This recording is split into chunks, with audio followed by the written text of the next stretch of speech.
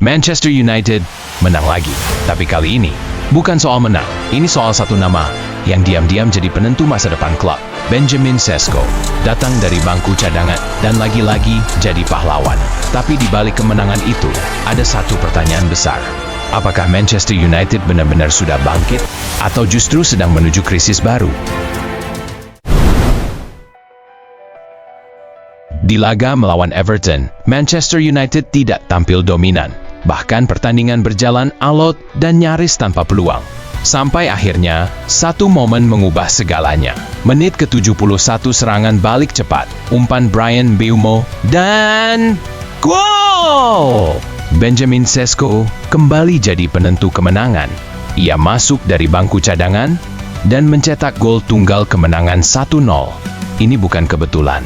Ini sudah jadi pola. Sesko kini mencetak 6 gol dalam 7 pertandingan terakhir. Dan yang lebih gila, banyak dari gol itu datang saat dia hanya jadi pemain pengganti.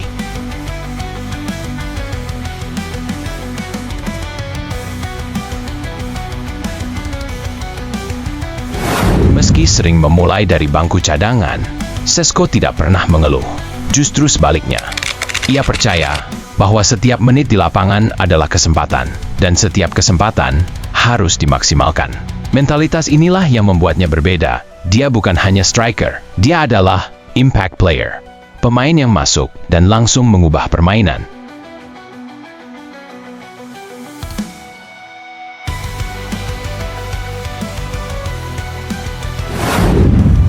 Tapi justru disinilah masalahnya. Jika Sesko selalu tampil luar biasa, kenapa dia tidak jadi starter?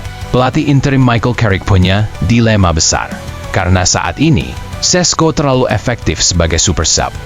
Tapi di saat yang sama, dia jelas layak jadi pemain inti. Jika dimainkan sejak awal, apakah performanya akan tetap sama? Atau justru kehilangan magisnya?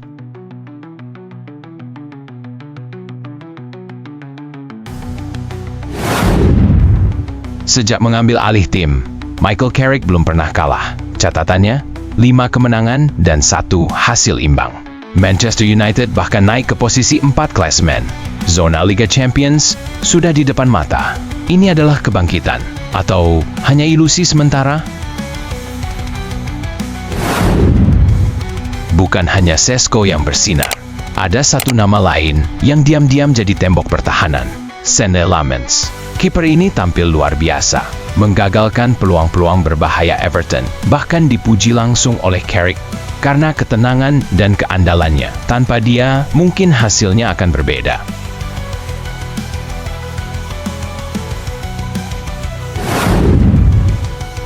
Di tengah performa bagus ini, muncul kritik tajam dari legenda Manchester United. Gary Neville, ia menilai Manchester United tidak boleh terlena. Menurutnya, menjadikan Carrick sebagai manajer permanen adalah risiko besar. Karena 6 pertandingan belum cukup untuk menilai masa depan klub. United butuh kepastian, bukan hanya momentum.